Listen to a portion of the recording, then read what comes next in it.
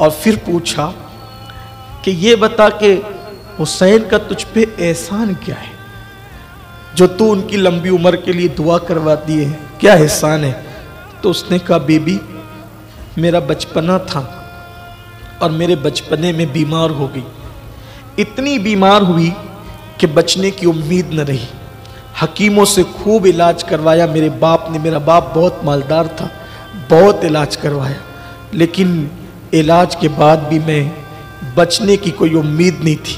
میرے باپ نے مجھے اٹھایا اور مدینہ منورہ لے گئے، مدینہ پہنچا، رسول اللہ کے قدموں میں مجھے ڈال دیا، حضور یہ میری بیٹی ہے، زندگی اور موت کے درمیان یہ کئی دن سے کھیلتی ہے، بس آقا کرم کر دے میری بیٹی کو صحت مل جائے۔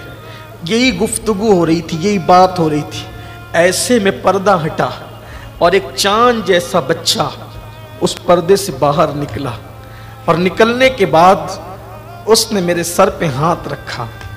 ہاتھ کیا رکھا، اس کے ہاتھ کی برکت سے اللہ نے مجھے نئی زندگی دے دی۔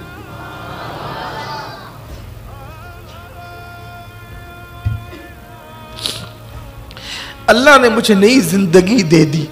میرے بابا نے پوچھا آقا یہ کون ہے؟ تو میرے آقا نے فرمایا یہ میرا بیٹا حسین ہے۔ بس اس دن کے بعد سے حسین میرے دل میں بس گیا، لیکن میں نے حسین کو اس کے بعد کبھی نہیں دیکھا، میں نے کبھی نہیں دیکھا، لیکن جس کی دعا سے مجھے زندگی ملی، میں نے ہر دن اس کے بعد اس کی لمبی عمر کی دعا، اور اب میرا معمول یہ ہے کہ میں ہر جمعہ کو نظر حسین کر کے غریبوں کو کھلاتی ہوں، یتیموں کو کھلاتی ہوں، اور کہتی ہوں کہ دعا کرو میرے حسین کی، جس کی وجہ سے میری عمر بڑھی، اللہ اس کی عمر بڑھا دے۔ سیدہ پاک پھوٹ پھوٹ کے رونے لگی، سکینہ نے سنا، شیربانو نے سنا، جناب رباب نے سنا، سب پھوٹ پھوٹ کے رونے لگے۔ ایسے میں اس خاتون سے کہا لے جاؤ ہم نہیں کھاتے۔ اس خاتون نے پوچھا یہ تو بتائیں کہ آپ کون ہیں؟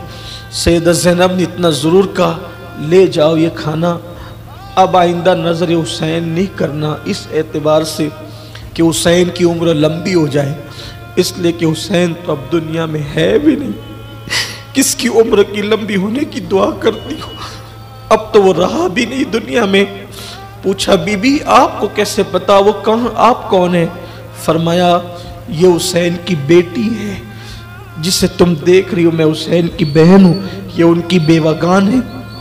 وہ خاتون روتے روتے بے ہوش ہو گئی۔